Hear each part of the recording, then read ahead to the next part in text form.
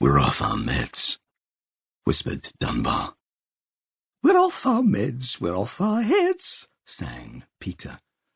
"We're out of our beds and we're off our meds. Yesterday," he continued in a conspiratorial whisper, "we were drooling into the lapels of our terry cloth dressing gowns, but now we're off our meds. We've spat them out, we've tranquilized the aspidistras. If those fresh lilies you get sent each day—" "When I think where they come from," growled Dunbar.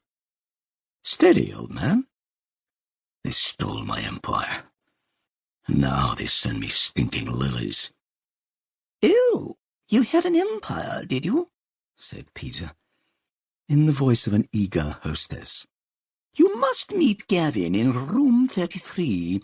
He's here in disguise, but his real name," Peter lowered her voice, "is Alexander the Great."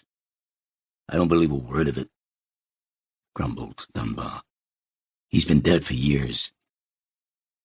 "Well," said Peter, now a Harley Street consultant, "if those troubled lilies were suffering from schizophrenic tendencies, mind you, a little penchant for the schizite, not the full-blown thing, their symptoms will have been mitigated with a minimum of fatal side effects."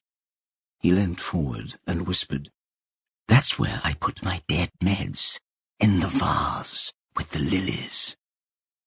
"I really did have an empire, you know," said Dunbar. "Have I ever told you the story of how it was stolen from me?" "Many times, old man, many times," said Peter dreamily. Dunbar heaved himself out of his armchair, and after a couple of stumbling steps straightened up, squinting at the strong light that slanted through the reinforced glass of his premium cell. "I told Wilson that I would stay on as non-executive chairman," Dunbar began. "Keeping the plane, the entourage, the properties, and the appropriate privileges, but laying down the burden." He reached over to the large vase of lilies and lowered it carefully to the floor. "Laying down the burden of running the trust from day to day. From now on," I told him, "the world will be my perfect playground, and in due course my private hospice." "Oh, that's very good," said Peter. "The world is my private hospice. That's a new one." "But the trust is everything," Wilson told me. Dunbar grew more agitated as he moved into the story. "If you give that away," he said, "you'll have nothing left. You can't give something away and keep it at the same time."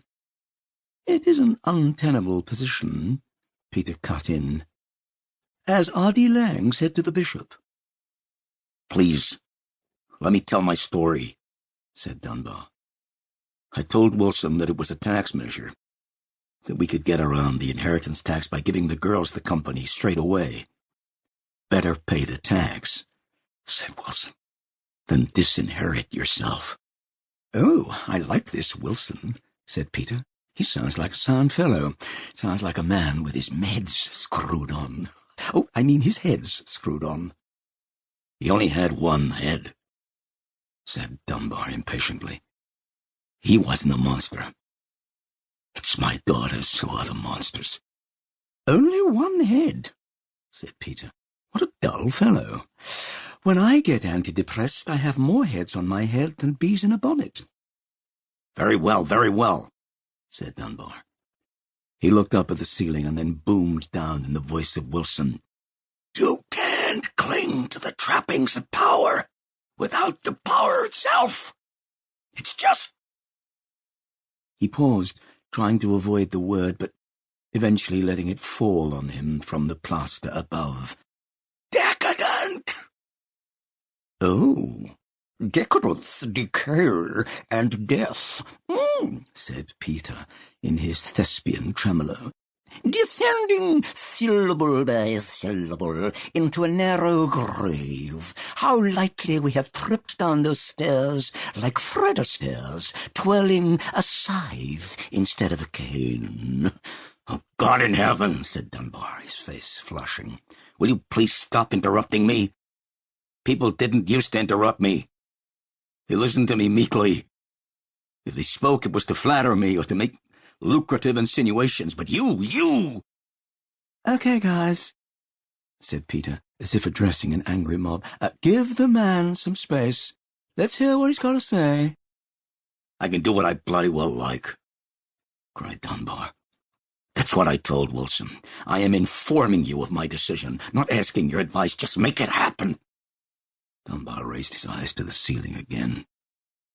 I'm not only your lawyer, Henry. I'm your oldest surviving friend. I'm saying these things to protect you,